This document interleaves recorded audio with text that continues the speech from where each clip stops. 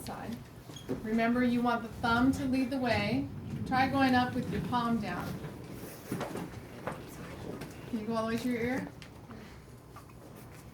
Not without doing some compensatory stuff. Okay, so thumb leads the way. And then if you want a video over the top, that would be the best place. And you guys should come closer so you can see from this point of view. Here they come. Probably want our patients to be comfortable, so we'll put a little pillow. I like to turn it this way because when you do it this way, lift it up, and then it kind of like hangs off and it might like fall. So I like to do it the long way. That's just my preference.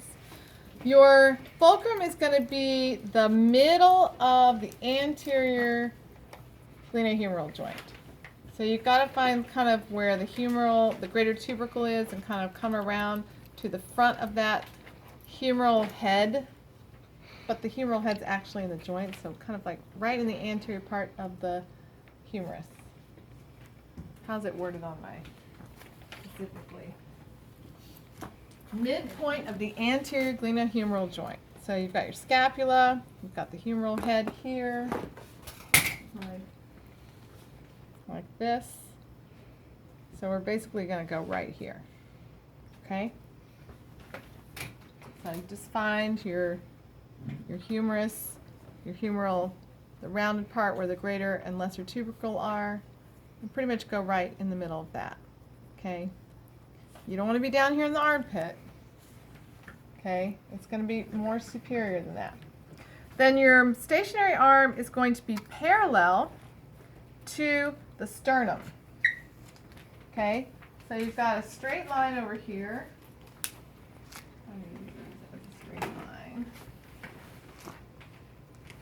Straight line there on the sternum, and a line parallel to that, but it's going to be over here. Okay? And then you have the movable arm is going to go along with the long axis of the humerus bone.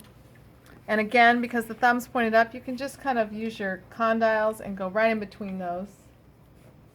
All right?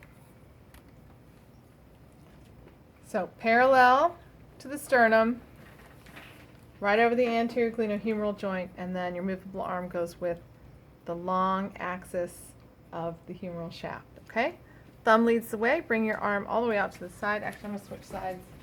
You definitely want to be on the side that you're testing, but what's going to happen if he abducts right now? I'm going to be in the way, okay? So we're going to move back, and with your thumb leading the way, just bring your arm straight out to the side and go up all the way towards your head as far as you can. Okay? Now notice I've lost the anterior part of that humeral joint, but I'm basically going to go right in the middle of the armpit. Okay? Can you go any further? Any further towards your ear? There we go. Okay, he actually has excessive. He's gone past 180. Is he doing any compensatory stuff? Not too much. He has lost a little bit of flexion. So look down here. When you're doing abduction. When you're doing straight abduction, you should be able to stay in contact with the table. What Dustin does is he rolled up into flexion to get that last little bit. Okay, so if you're really measuring true abduction, you're going to stay along the table, which he can do as well. He's arching his back a little bit. Okay, so let's go straight out again to the side. Try to handle these substitutions. Okay, and bring your back down just a little bit. Okay, and then you can measure there. But he's definitely has 180, so he's okay. Abduction, well, that's easy. Can they go to the body? That's 0. Okay? Rarely, very rarely would you measure adduction. Most people don't have a problem with their arm being down to their side, unless they have some kind of a contracture or something, they're stuck out here. That doesn't happen very often. Okay.